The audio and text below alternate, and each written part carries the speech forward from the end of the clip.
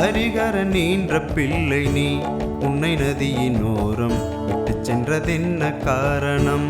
பம்பை நதியினோரம் விட்டு சென்றதென்ன காரணம்?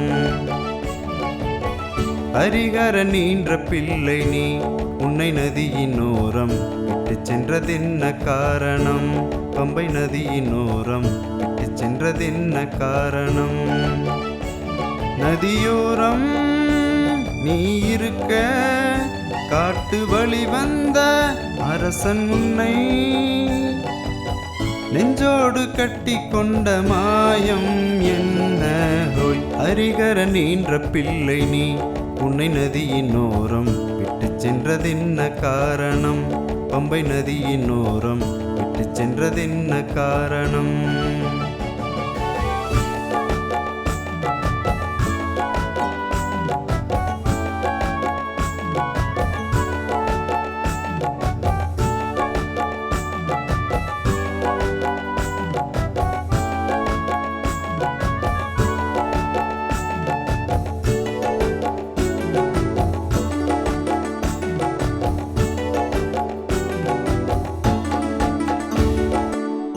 தாய் தந்தை யாரும் இல்லை, அவர் பெற்ற பிள்ளை இல்லை.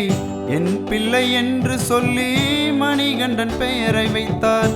தாய் தந்தை யாரும் இல்லை, அவர் பெற்ற பிள்ளை இல்லை.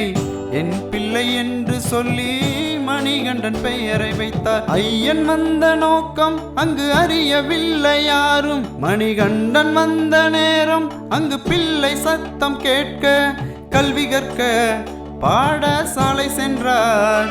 குரு சொன்னபடி கல்வியில் வென்று நின்றார். ஊமை கருள் புரியவே பாடசாலை வந்தாரே. ஹரிகரன் ஈன்ற பிள்ளை நீ உன்னை நதியினோரம் விட்டு சென்றதென்ன காரணம்? பம்பை நதியினோரம் விட்டு சென்றதென்ன காரணம்?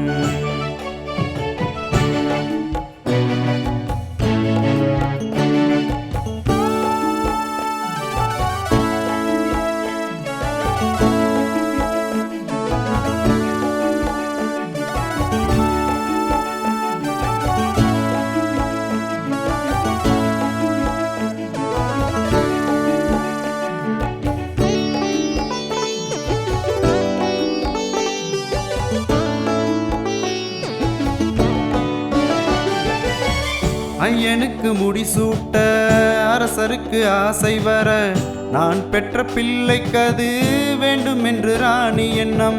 ஐயனுக்கு முடிசூட்ட அரசருக்கு ஆசை வர நான் பெற்ற பிள்ளைக்கு அது வேண்டும் என்று ராணி எண்ணம். தலைவலியில் அடிக்க பாலன் என்னவென்று துடிக்க புலிப்பால் இருந்தால் நன்று என்று வைத்தியரும் சொல்ல வில்லெடுத்து வீரன் காடு சென்றார்.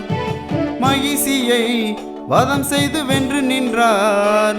புலி கூட்டத்தோடு ஐயன் வந்து தாயின் முன்பு நின்றாரே. ஹரிகரன் ஈன்ற பிள்ளை நீ உன்னை நதியினோரம் விட்டு சென்றதென்ன காரணம்?